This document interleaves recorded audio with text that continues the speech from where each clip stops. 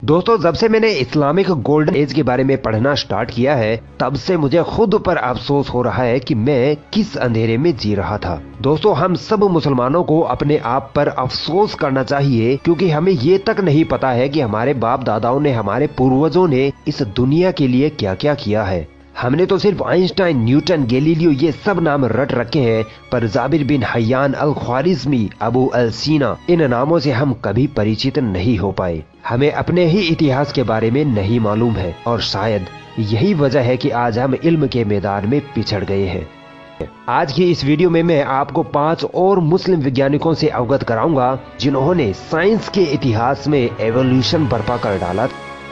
मोहम्मद इब्ने मूसा अल ख्वारिज़मी।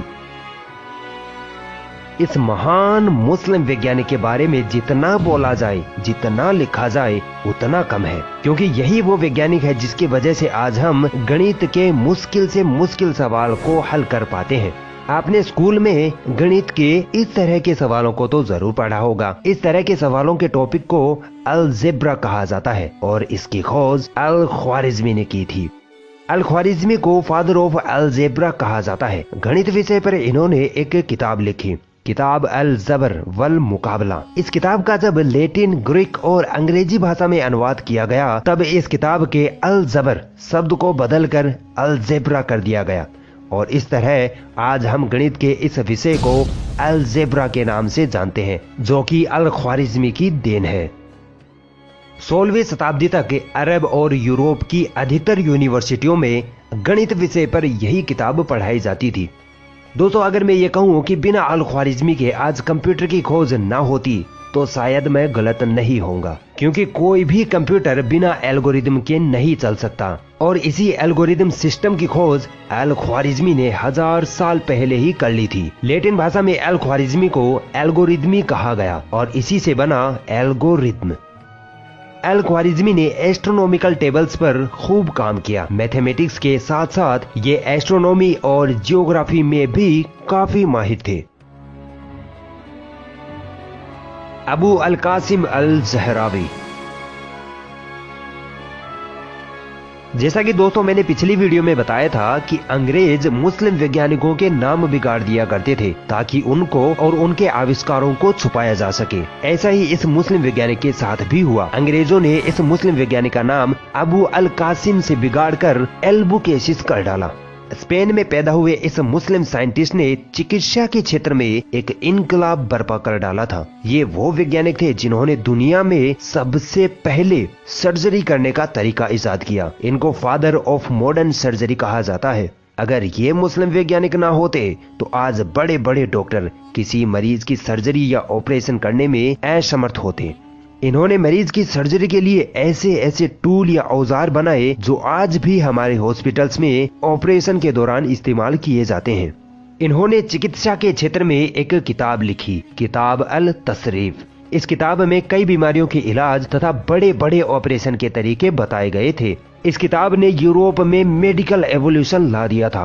16वीं शताब्दी तक यूरोप की हर यूनिवर्सिटी में यह किताब पढ़ाई जाती थी। ये पहले वैज्ञानिक थे जिन्होंने हीमोफीलिया की आनुवंशिकता का पता लगाया। ये पहले वैज्ञानिक थे जिन्होंने सर्जरी के जरिए पेट से बच्चा निकालने का तरीका इजाद किया। इसे एब्डोमिनल प्रेगनेंसी कहते हैं। इन्होंने ही टूटी हड्डियों को सही तरीके से जोड़ने का तरीका बताया। ये वो डॉक्टर थे जिन्होंने दांतों को सीधा करने का तरीका बताया, जिसके लिए इन्होंने सोने और चांदी के तारों का इस्तेमाल करना सिखाया। अल ज़हरावी एक physician, surgeon, dentist, chemist, philosopher आदि थे, मगर अफसोस दुनिया के इस सबसे बड़े डॉक्टर को आज मुस्लिम उम्मा भुला चुकी है।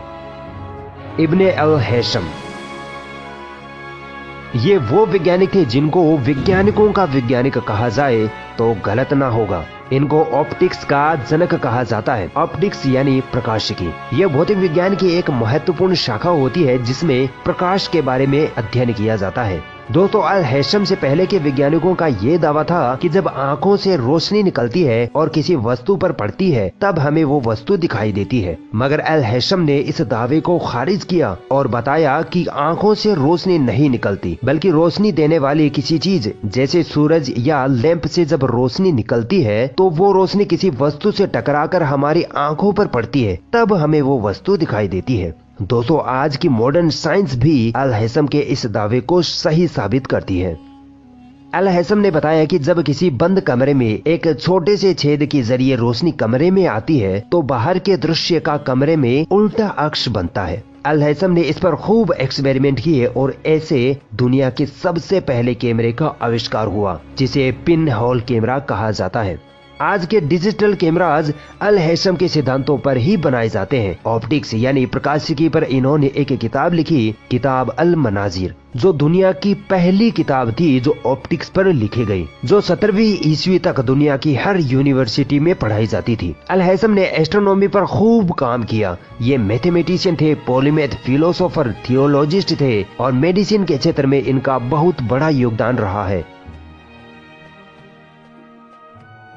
इब्ने सीना,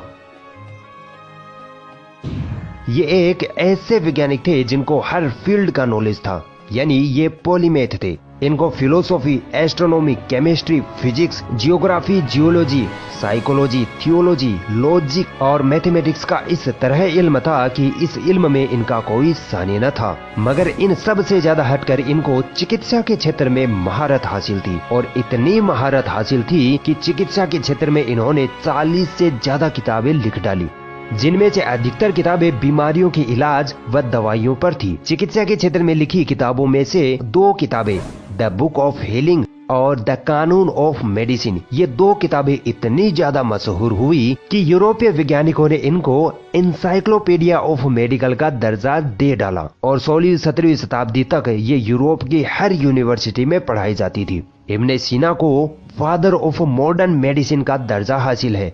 ये वो माहिर वैज्ञानिक थे जिन्होंने बताया कि किस तरह हमारा दिमाग हमारे पूरे शरीर को कंट्रोल करता है। अल जजारी, पूरी दुनिया ये मानती है कि मशीनों ने हमारे जीवन को बहुत आसान बना दिया है, खासकर वाहनों ने। वाहनों और बहुत सारी मशीनों के इंजन में 2 चीजें सबसे खास होती हैं, कैमशाफ्ट और क्रैंकशाफ्ट। इन दोनों के बिना कोई इंजन चल ही नहीं सकता है। अब हैरान कर देने वाली बात यह है कि इन दोनों उपकरणों का आविष्कार एक मुस्लिम वैज्ञानिक अल जजारी ने किया था। अल जजारी की वजह से ही आज हम गाड़ी, मोटर, हवाई जहाज आदि को देख पा रहे हैं और उनसे सफर कर पा रहे हैं। अल जजारी को फादर ऑफ रोबोटिक्स या ऑटोमेटा कहा जाता है, क्योंकि ये वो पहले वैज्ञानिक थे जिन्होंने ऑटोमेटिक मशीनों का आविष्कार किया था, जैसे घड़ियों का आविष्कार, जिनमें elephant clock, candle clock, water clock शामिल है। आज हम छत पर पानी पहुंचाने के लिए जिस वाटर पंप मशीन का इस्तेमाल करते हैं वो इन्हीं के आविष्कार का नतीजा है। इन्होंने एक फीमेल रोबोट भी बनाया था जो लोगों को पानी और चाय सर्व किया करता था। इन्होंने एक ऑटोमेटिक हैंड वॉशिंग मशीन भी बनाई जो आज मॉडर्न फ्लश टॉयलेट में यूज की जाती है। दोस्तों आप सोच भी नहीं सकते कि ये कितने बड़े वैज्ञानिक थे। इनको इस्लामिक गोल्डन एज का पहला इंजीनियर कहा जाता है। ये polymath, scholar, inventor, mechanical engineer, artist और मैथमेटिशियन थे। इन्होंने एक किताब लिखी जिसका नाम है the book of knowledge of Angénieux mechanical devices. इस किताब में अल जजारी ने 100 से ज्यादा मशीनों के आविष्कार के बारे में लिखा है। दोस्तों मैं आप सभी से रिक्वेस्ट करूंगा, खासकर मुसलमानों से, कि आप अभी इस वीडियो को देखने के बाद गूगल पर जाइए और लिखिए इस्लामिक गोल्डन एज, और इसे आप जितना पढ़ सकते हैं, इसके बारे में जितना जान सकते हैं उतना जानिए। कम से कम यार अपने इतिहास के बारे में तो पढ़िए। इंशाअल्लाह इससे आपको बहुत फायदा होगा और आपके इल्म में बहुत ज्यादा इजाफा होगा।